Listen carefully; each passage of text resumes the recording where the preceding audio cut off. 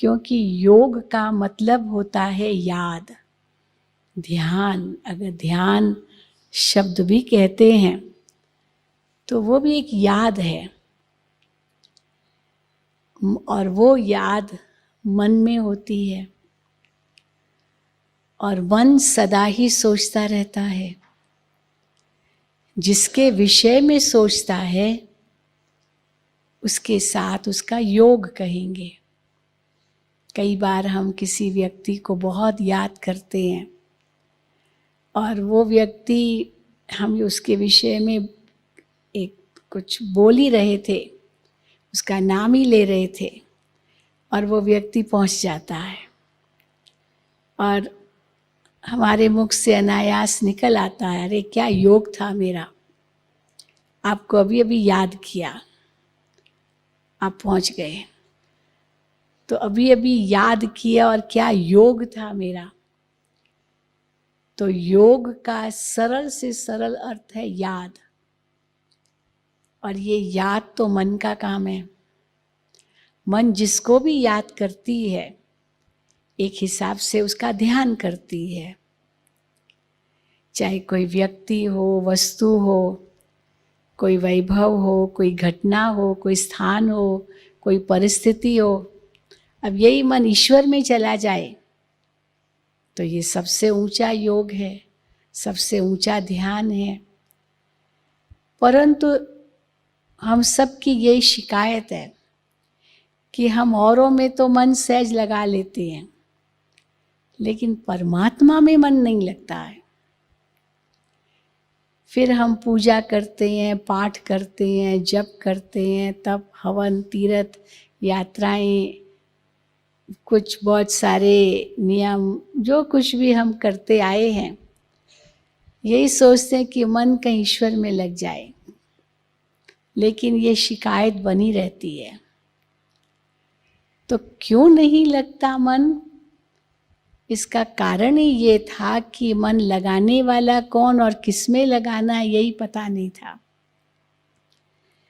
हम देह अभिमान में थे, अपने आप को ये देह रूप देख रहे थे, और जिसको याद करे उसको तो समझ लिया वो निराकार है, न नाम है न रूप है। तो मन किस में लगाएं ये पता ही नहीं था। लेकिन अब हमें ये सब बातें समझ में आ गई है तो ध्यान लगाना मुश्किल नहीं है। परंतु कई कहते हैं मेडिटेशन के बारे में अलग अलग विचारधाराएं हैं, बहुत सारे विचार हैं, क्योंकि अलग अलग प्रकार के मेडिटेशन सिखाए जाते हैं। कोई समझते हैं कि मेडिटेशन करना माना एकदम मन को ब्लैंक बना देना, शून्य, थॉटलेस स्टेज, कुछ भी नहीं सोचना, ये मेडिटेशन समझते हैं। या कहेंगे चित्त वृत्ति निरोध, चित्त की जितनी भी वृत्तियां हैं, जितने भी भाव है मन में आते हैं, उन सबको सप्रेस करना, दबाना, ब्लैंक बनना, अर्थात मन एकदम खाली हो जाए। परंतु वास्तव में अगर देखा जाए मन कभी खाली होगा ही नहीं। क्यों? क्योंकि मन का तो काम ही सोचना है, आप उसको खाली कैसे करेंगे? और अगर ये भी विचार आता है कि मुझे मन को खाली रखना है, खाली रखना है, कुछ नहीं सोचना है, कुछ नहीं सोचना है, तो ये भी तो सोच है। ये भी तो सोच है कि मन में कुछ नहीं सोचना है। और अगर खाली रखने की कोशिश करेंगे तो एक कहावत है, खाली मन शैतान का घर। अगर खाली रखा तो क्या हो जाता है? शैतान का घर बन जाता है, क्योंकि मन का दायरा और ही बढ़ जाता है। आप एक मकान को एकदम खाली रखो, खाली, बिल्कुल एयर टाइट करके भी जाओ, मान लो सब खिड़की दरवाजे सब बंद करके जाओ, और 1 साल के बाद उस मकान में आओ, खाली मन था, खाली मकान था, लेकिन 1 साल के बाद अगर मकान वो खोलेंगे तो क्या बिल्कुल साफ मिलेगा? कैसे मिलेगा? कीड़े मकोड़े, जीव जंतु, मिट्टी धूल, न जाने क्या क्या उसमें आ गया होगा। कितनी मेहनत लगती है फिर सफाई करने में, और अगर रहते ही हैं तो रोज़ सफाई होती है, तो इसीलिए वो ज़रा और साफ होता है। इसलिए खाली मन तो शैतान का घर बन जाता है, क्योंकि वो दायरा मिल जाता है सोचने का। और अगर हम मन को छूट दे दें कि जो चाहो सो सोचो, जैसे छोटा बच्चा है, बहुत चंचल है, उसको बांध के तो रख नहीं सकते और छूट दे दो, अच्छा बच्चे जो चाहे सो सोचो, जो चाहे सो करो, तो वो तो नाक में दम कर देगा। इसलिए मन भी एक चंचल बच्चे की तरह है, उसे बांध भी नहीं सकते हैं, उसे छोड़ भी नहीं सकते हैं कि जो चाहे सो सोचे या बिल्कुल कुछ न सोचे। क्योंकि जैसे बच्चे को अगर बांध के भी रखते हैं तो उसकी जो रचनात्मकता है वो तो नष्ट हो जाती है, क्योंकि वो कुछ कर ही नहीं पाता है। तो मन के अंदर भी कितनी रचनात्मकता है, बहुत क्रिएटिविटी है।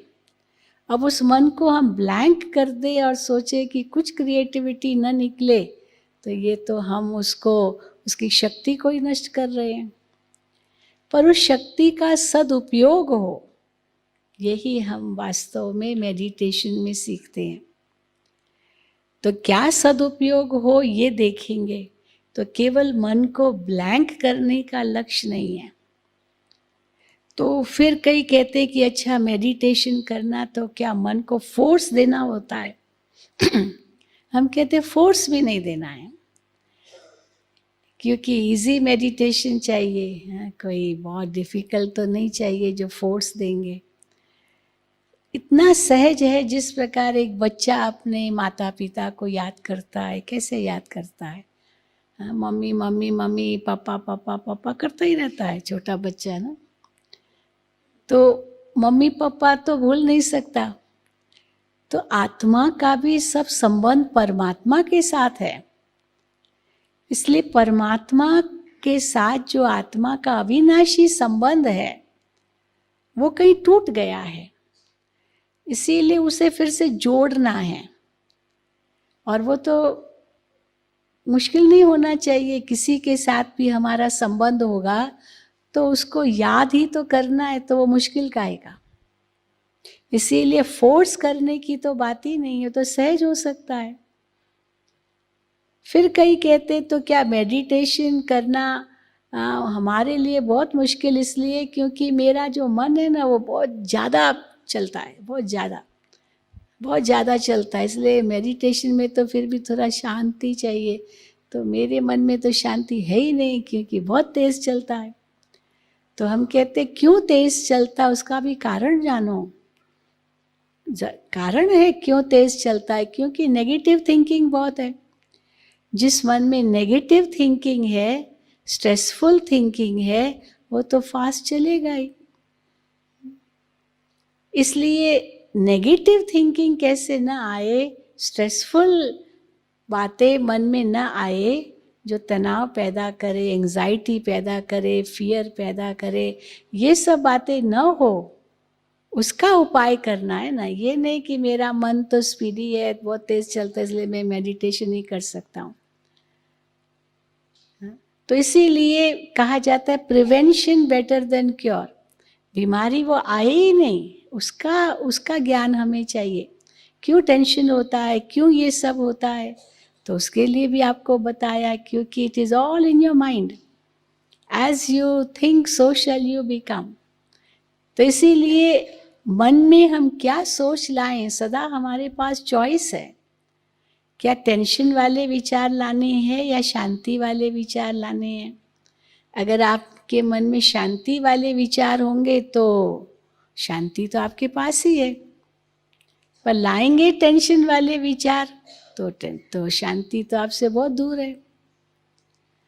तो इसीलिए हमारे मन में क्या विचार हम लाते हैं, हम मालिक बन करके वो अटेंशन दें, तो क्यों नहीं मन में परमात्मा की भी याद आएगी, क्यों स्पीडी होगा मन।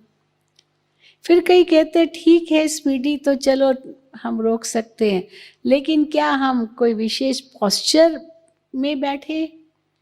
कई समझते हैं पद्मासन करके बैठना है, पद्मासन करने के बाद ही मेडिटेशन होता है। हम कहते पद्मासन तो सब नहीं कर सकते हैं, और ये तो चलते फिरते इजी चाहिए, मेडिटेशन बिजी रहते हैं। तो हम सारा दिन बैठे थोड़ी रहेंगे। और पद्मासन तो अगर किसको घुटने की प्रॉब्लम है या आर्थराइटिस है या जो कुछ है, इट इज़ नॉट ईजी कि पद्मासन हम करें। तो पद्मासन करके ही बैठना है तब मेडिटेशन होगा, ये ज़रूरी नहीं है। वास्तव में मेडिटेशन तो हमें क्या सिखाता है, ध्यान क्या सिखाता है कि पदम जैसा जीवन बनाओ। संसार में रहो पर संसार आप में न बसे। जैसे नाव पानी पर है तो पार हो जाएगी, तर जाएगी, किनारे पहुंच जाएगी, लेकिन ये शर्त है कि पानी नाव में नहीं आना चाहिए। पानी अगर नाव में आ गया तो डूब जाएगी। इसीलिए जब अर्जुन ने शिकायत की कि मेरा मन बहुत चंचल है, मैं नहीं कर सकता हूँ, कैसे मन को लगाऊं, तो भगवान ने उनको 2 शब्द दिए, वैराग्य और अभ्यास। तो वैराग्य का जब अर्थ लोग सुनते हैं तो समझते इसका मतलब क्या सन्यासी बनना पड़ेगा। तो सन्यासी बन करके हम मेडिटेशन कर सकते हैं, ये ज़रूरी नहीं है। घर गृहस्थ में रहकर कर सकते हैं। जैसे कमल का फूल कीचड़ में रहकर भी पूजा के योग्य है, क्योंकि वो हिस्सा कीचड़ से ऊपर है, उतना ही हिस्सा पूजा के योग्य है। इसीलिए खास पोस्चर की भी ज़रूरत नहीं है। फिर कई कहते हैं ठीक है, परंतु जहाँ मैं रहता हूँ ना, वहाँ इतना आवाज़ है, इतना शोरगुल है कि हम तो मेडिटेशन कर ही नहीं सकते हैं। उसके लिए तो बहुत एकांत चाहिए, एकदम शांति चाहिए। हम कहते हैं बिज़ी लोगों को कहाँ शांति मिलेगी, एकांत मिलेगी, क्योंकि काम बहुत है, आवाज़ इतना होगा। और आप सोचो मैं मेडिटेशन भी करूं, कहाँ से एकांत लाऊंगा? जंगल में तो जाकर बैठना नहीं है। तो इसीलिए मेडिटेशन जो राजयोग यहाँ सिखाया जाता है, उसमें आवाज़ मेडिटेशन के समय हमें डिस्टर्ब नहीं करेगा।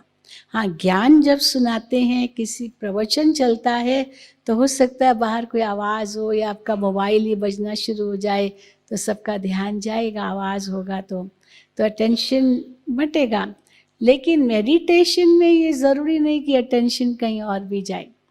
जैसे आप किसी को बहुत प्यार से याद करते हो, तो चाहे दूसरा कोई कुछ भी बोल रहा है पर आप सुनते नहीं हो, क्योंकि आप तो अपनी याद में खोए हुए हो।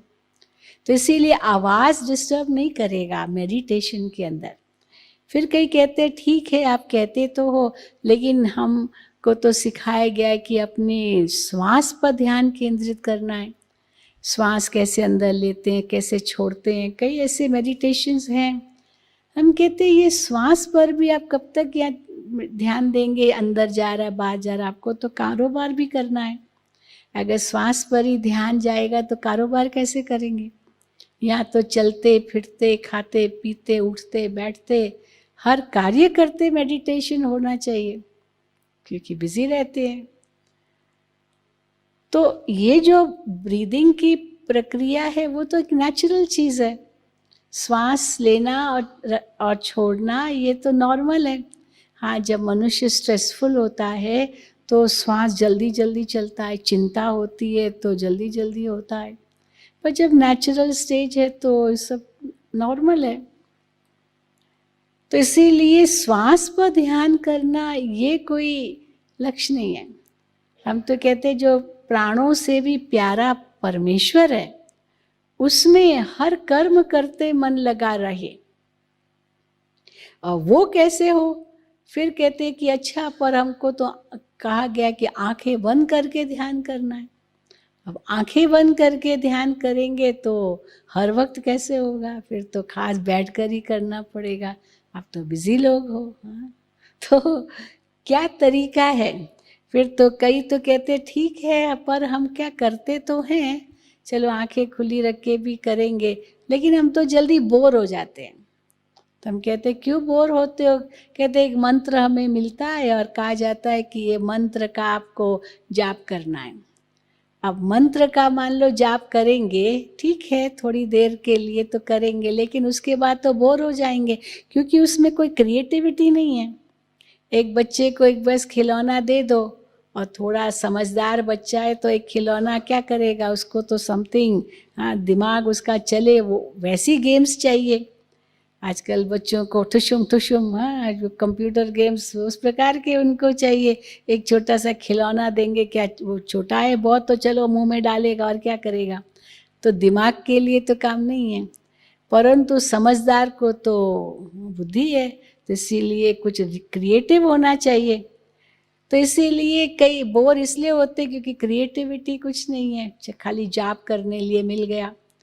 मान लीजिए किसी को कहा गया कि ओम नमो शिवाय का जाप करना है, अब वो, और ये भी साथ में उसको कहा गया है कि 1,00,000 बार सारे दिन में जाप करना है, जब भी आपको समय मिले ओम नमो शिवाय। अब वो गिनती करता रहेगा, एक टाइम पर 1,000 भी चलो कर ले, बैठ के ही करना होगा। फिर साथ में माला दी जाती है, या कोई मूर्ति भी दी जाती है, और मुख से भी जाप करना है। तो मुख को तो काम मिल गया, उंगलियों को भी काम मिल जाता है माला फेरने का, और आंखों को भी काम मिल जाता है, कोई सामने मूर्ति हो मानो। परंतु मन को तो काम नहीं मिलता है ना, तो मन तो बोर हो जाएगा क्योंकि क्रिएटिविटी चाहिए। और दूसरा, मन तो बेलगाम होके भटकेगा, तो फिर इसे वही फिर शिकायत रहेगी कि मन तो बहुत चंचल है। तो मन को काम चाहिए। मानो कोई ओम नमो शिवाय का जाप भी करे, परंतु ओम नमो शिवाय का अर्थ क्या है? अब मन को काम कैसे देना होता है, इसका अर्थ क्या है? ओम नमो शिवाय का अर्थ है मैं शिव को नमस्कार कर रहा हूँ, ये है इसका सिंपल से सिंपल अर्थ। अब उसमें मैं कहने वाला कौन? अगर मैं अभिमान के वश हूँ, मैं तो ऑफिसर हूँ, मैं तो सेठ हूँ, मैं तो बड़ा बिजनेसमैन हूँ, मैं तो ये हूँ, या जो भी आपका व्यवसाय है, जो भी आपकी स्टेज है, मानो उसी अभिमान में आप हैं और ओम नमो शिवाय कह रहे हैं, तो मंत्र तो कभी सार्थक नहीं होगा, क्योंकि बड़ी नम्रता चाहिए। नमय माना नम्र होकर के नमय करना, अभिमान से थोड़ी नमय होता है। इसलिए मैं कौन, वो जो आत्मा की धारणा है वो चाहिए, आत्मा का स्वमान जरूर चाहिए, पर अभिमान नहीं चाहिए इस संसार की उपलब्धियों का, क्योंकि शिव के आगे ये संसार की उपलब्धियां क्या है, कुछ भी नहीं है।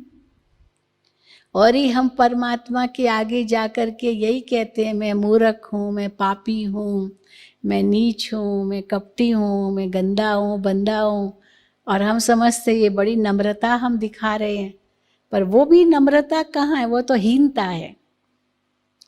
दुनिया के आगे तो अभिमान दिखाते और भगवान के आगे हीनता दिखाते, दोनों ही गलत है। इसीलिए कहते टू साइडेड हो जाते हैं, सुपीरियरिटी कॉम्प्लेक्स और इन्फीरियरिटी कॉम्प्लेक्स, ये दोनों अज्ञान है।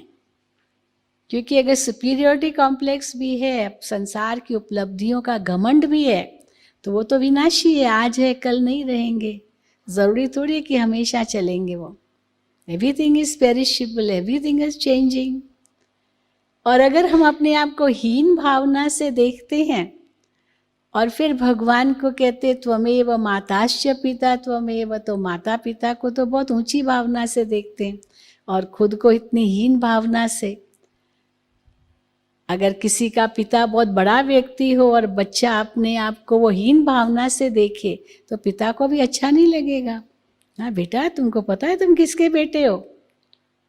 तो इसीलिए बेटे को तो नशा चढ़ता है, मैं किसका बेटा हूं। तो भगवान के हम बच्चे, ये कितना बड़ा स्वमान है। ऐसे नहीं कि परमात्मा शांति का सागर है तो मैं तो अशांत हूं, नहीं, मैं शांत स्वरूप आत्मा हूं। ये स्वमान है आत्मा का। तो स्वमान में रह के परमात्मा से संबंध जोड़ना है। तो वास्तव में बोरिंग क्यों लगा? क्योंकि केवल एक शब्द मिल गया जाप करने लिए। फिर चलो शिव का भी ध्यान करेंगे, पर शिव है कौन, वो कहाँ है, क्या उसका सच्चा स्वरूप है, क्या संबंध है मेरा उनसे, क्या मुझे उनसे प्राप्ति होगी, कुछ पता नहीं है। तो मन तो भटकेगा। एक कुमारी है, उसको विवाह, उसका विवाह करना है, परंतु अभी तक कोई लड़का पसंद ही नहीं आया, मतलब अभी बातें ही चल रही है, अभी तक कुछ भी पसंद नहीं हुआ, तो मन तो भटकेगा ना। पर जिस घड़ी पता चला कि हाँ यही जीवन साथी बनना है, तो मन स्थिर हो गया उसमें। तो परमात्मा कौन था ये पता ही नहीं था, कौन है, इसीलिए मन भटकता है। तो इसीलिए मेडिटेशन अच्छा है पर बोरिंग है, क्योंकि नो क्रिएटिविटी इन दैट। और कई तो फिर जब गिव अप कर देते, कहते हैं ये तो हमारे लिए है ही नहीं, it's too difficult, I am a very busy person. वास्तव में मेडिटेशन क्या है? स्वामी विवेकानंद ने बहुत सुंदर शब्दों में ये बात कही। What is meditation? It is the manifestation of perfection with in. आपके अंदर में वो परफेक्शन है, उसको मैनिफेस्ट करना, उसको व्यक्त करना, प्रकट करना, उसको बाहर लाना, ये मेडिटेशन है। बाहर से जो आता है वो इंफॉर्मेशन है, और जो अंतर से प्रकट होता है बाहर, वो नॉलेज है, वो विजडम है। विजडम खाली इंफॉर्मेशन नहीं है। इसीलिए पहले ज़माने में आईक्यू को महत्व दिया जाता था, आजकल आईक्यू को इतना महत्व नहीं देते, वो तो इंफॉर्मेशन है उनके पास। लेकिन ईक्यू, एमक्यू और अभी यार आगे एसक्यू, तो एसक्यू माना वो स्पिरिचुअल क्वेश्चन चाहिए, इट इज इनसाइड आउट। तो व्हाट इज मेडिटेशन? कि आपके अंदर जो आत्मा के गुण हैं उनको प्रकट करना, मन से, वचन से, कर्म से, वो मेडिटेशन है। पर पहले उसको अपने अंदर में पहचानना कि वो आपके पास है। कोई बलशाली व्यक्ति सोया हुआ है तो उसका बल भी सोया हुआ है, पर जब जागता है तो उसको पता चलता है कि मैं कितना बलशाली हूँ।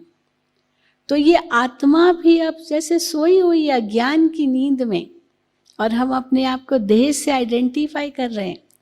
इसलिए जो आत्मा की शक्ति है, ज्ञान, पवित्रता, शांति, प्रेम, सुख, आनंद, जो आत्मा में समाई हुई है, वो हम अनुभव नहीं कर पा रहे हैं।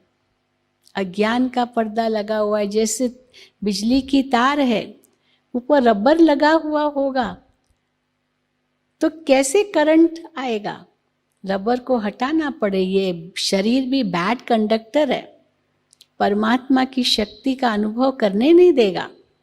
इसलिए रबर हटे, आत्मिक स्थिति रहे, तब परमात्मा से संबंध जुड़े। तो वास्तव में राजयोग मेडिटेशन जो supreme of all types of yogas है, उसके पीछे लक्ष्य क्या है कि एक परमात्मा से मन की तार जोड़नी है, क्योंकि वही सर्वशक्तिमान है। आज तक हम भिखारी बन करके परमात्मा से मांगते आए। तो प्यार का सागर है, तेरी बूंद के प्यासी हम, ये गाते आए। या इतनी शक्ति तू देना दाता, मन का विश्वास कमजोर होना। हे प्रभु वो शक्ति दो, हे प्रभु शांति दो, भिखारी की तरह मांगते आए। अब राजयोग जो रॉयल फॉर्म ऑफ योग है, वो कहता है कि भिखारी मत बनो, आप तो बच्चे हो, और बच्चा माना अधिकारी है। अब अधिकारी कैसे हम महसूस करें? पहले उसको पहचाने तो सही, तब तो अधिकार महसूस हो। इसीलिए जो ऊंचे से ऊंचा परमात्मा है उसमें मन की तार जुड़ती है, और जो विधि है उसके साथ तार जोड़ने की या मन को जोड़ने की, वो विधि भी सबसे ऊंची है, क्योंकि उसमें कोई शारीरिक परिश्रम नहीं है। परंतु कैसे एक बच्चा अपने पिता को क्या याद करता है, स्टूडेंट अपने टीचर को याद करता है, शिष्य अपने गुरु को याद करता है, दोस्त अपने दोस्त को याद करता है, इसमें मेहनत क्या है? तो इसलिए सबसे ऊंचा तरीका है। इसीलिए भगवान ने कहा, हे अर्जुन, इस मन को मेरे में लगाओ। तो कैसे मन लगे परमात्मा में, और वो अगर लगने के बाद प्राप्ति क्या है, वो भी तो समझनी है ना। आज मनुष्य सक्सेस की बातें करता है, सफलता सफलता सफलता, लेकिन सफलता का सच्चा अर्थ क्या है? केवल धन प्राप्त होना यही सफलता नहीं है. At the cost of your health, if you get wealth, it is not real success. क्योंकि फिर वो हेल्थ को वापस लाने के लिए वेल्थ को खर्च करना पड़ेगा. तो फायदा क्या? इतना धन तो कमा लिया, हेल्थ गंवाई करके. तो हेल्थ पर भी ध्यान देना जरूरी है. चलो वेल्थ और हेल्थ पर ध्यान दे रहे हैं, पर कैरेक्टर पर ध्यान नहीं दे रहे हैं. तो इसीलिए कहा गया health loss something lost. Yes, क्योंकि हेल्थ जल्दी वापस नहीं आएगा. But if character lost, everything lost. No कि यस. और हम लोग इसमें एक और वाक्य एडिशन कर देते हैं. If character lost, everything lost, not only for one birth, एक लाइफ के लिए नहीं. क्योंकि आत्मा वही संस्कार ले जाएगी और जिस जगह जाएगी, जहाँ जाएगी, वो कैरेक्टर जो उसने पूर्व जन्म का किया है, वही पाया है, वही आगे भी चलेगा. It is lost not for one birth but for birth after birth. क्योंकि वो आत्मा पर दाग लग गया. धन तो हाथों की मैल है, उतर गया फिर चढ़ जाएगा. क्या है धन गया, कोई क्या बड़ी चीज है, वापस आ सकता है. तो इसीलिए at the cost of health we don't go for wealth, but at the cost of our character we don't go for health and wealth, because character is more important. इसीलिए उसको हम महत्व दे. तो सच्ची प्राप्ति हम किसको कहेंगे? ये नहीं कि धन की प्राप्ति सबसे ऊंची प्राप्ति है, मान शान इज्जत महिमा. परंतु वो धन कमा करके मान शान चलो पाया, पर गलत तरीके से पाया, तो सच्चाई तो एक दिन बाहर आएगी. कहाँ जाएगी? छिप तो नहीं सकेगी. तो सच्ची प्राप्ति किसको कहेंगे? शांति, प्रेम, खुशी, दया, सद्भावना, रहम. ये जो आत्मा के सद्गुण हैं, यही सच्ची अनुभूति है, सच्ची प्राप्ति है. और वो अगर जीवन में नहीं है तो बाकी सब कुछ पाकर के भी कुछ नहीं पाया. वो जीवन तो अभिशाप बन जाता है. अगर जीवन में दुख है, कष्ट है, पीड़ा है, तकलीफ है, विघ्न है, समस्याएं हैं, टेंशन है, नफरत है, दुश्मनी है, क्रोध है, ईर्ष्या है, अगर ये सब जीवन में है तो जीवन तो एक कर्स है, एक अभिशाप है. और अगर जीवन में प्रेम है, सुख है, शांति है, भाईचारा, ये सारे सद्गुण हैं, तो जीवन तो एक वरदान है प्रभु का. तो अपने अंदर जो भी नेगेटिव बातें हैं, चाहे अपने प्रति चाहे दूसरों के प्रति, एक सेकंड में हम उनको फुल स्टॉप दे सकते हैं. सर्वशक्तिवान परमात्मा की संतान हूं, मैं शक्ति रूप हूं. तो भय खत्म, चिंताएं खत्म, दुख खत्म, अशांति खत्म. आत्मा शांति, प्रेम, सुख का अनुभव करने लगती है. और हर कर्म करते भी इतना सुखद अनुभव हो सकता है. इसको कहते हैं जल में कमल. तो चलिए हम इसका अनुभव कुछ देर के लिए करेंगे. और कैसे मैं एक ज्योति बिंदु आत्मा, उस परमात्मा में अपना मन लगाऊं, जिसके साथ मुझ आत्मा के सर्व संबंध है. और ये अभ्यास हम करें तो चलते फिरते खाते पीते भी हो सकता है. कुछ भी हमें कर्म छोड़ना नहीं है, लेकिन सच्चा कर्म योगी बन करके कर्म करना है. तो ये जन्म भी हमारा सफल होगा, तो जन्म जन्म हमारे सफल होंगे. यही राजयोग की सफलता है, यही जीवन की सच्ची प्राप्ति है. तो चलिए, ये लाल प्रकाश हमें संकेत देता है कि मन को इस देह और देह की दुनिया से उपराम करके परमात्मा में जोड़ो. मन बुद्धि को परम धाम में ले जाओ.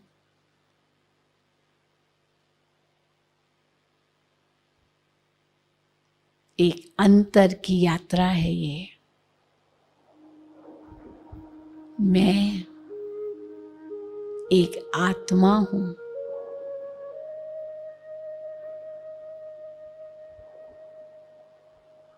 दिव्य प्रकाश,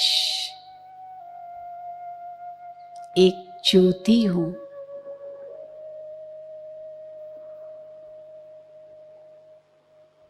भ्रकुटी के मध्य विराजमान चैतन्य सितारा हूं।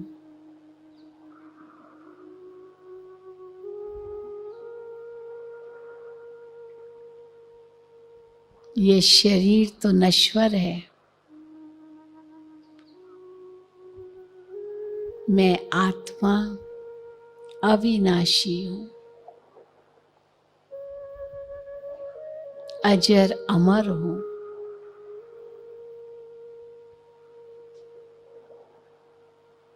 सत्य हूं, चैतन्य हूं, ज्योति स्वरूप हूं। इस शरीर की इंद्रियों का मालिक हूं।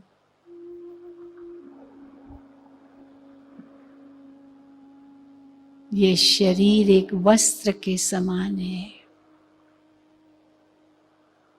जिसे धारण कर मैं आत्मा सृष्टि मंच पर अभिनय करती आई हूं। अब मुझ आत्मा को देह से न्यारा बन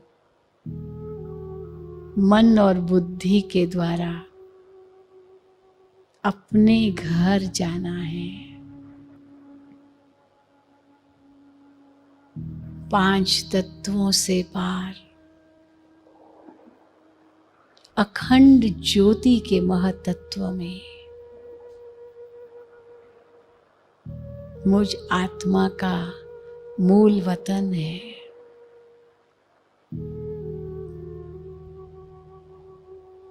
आत्मा महसूस करे वो बेहद दुनिया, जहां चारों ओर सुनहरा लाल प्रकाश है। असीम शांति ही शांति है। और मैं आत्मा परमात्मा के सम्मुख हूं। मन की आंख परमात्मा को देखे, जो रूप में ज्योति बिंदु है और गुणों में सिंधु है, सर्व गुणों का स्रोत है। प्यारे शिव पिता, आप शांति के सागर हो और मैं आत्मा आपकी संतान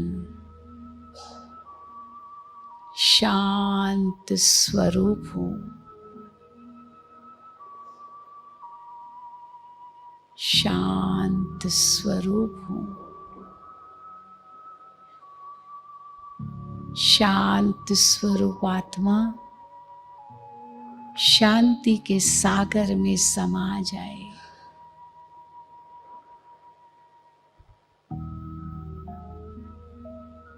विलीन हो जाए।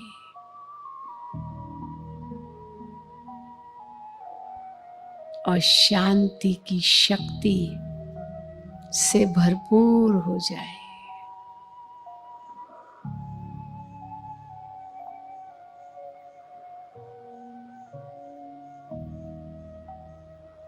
मेरे चारों ओर शांति ही शांति है। प्रकाश ही प्रकाश है।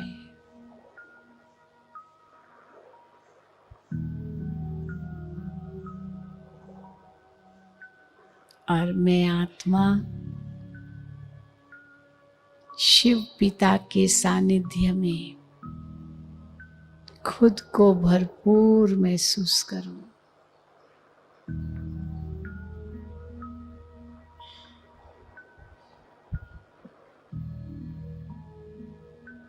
और शिव पिता को धन्यवाद दूं।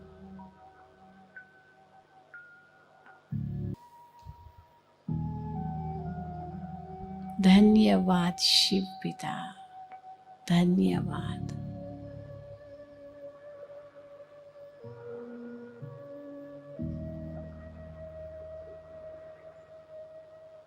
अब इसी शक्ति को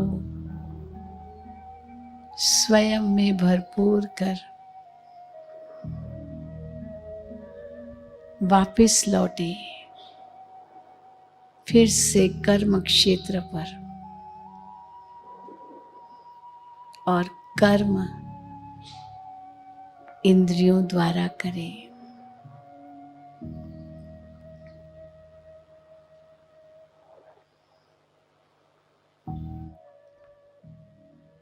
पर एक नई शक्ति के साथ, नई ऊर्जा के साथ।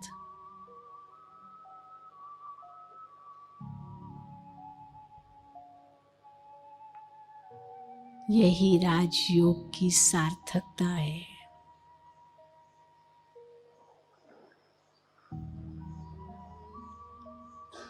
ओम शांति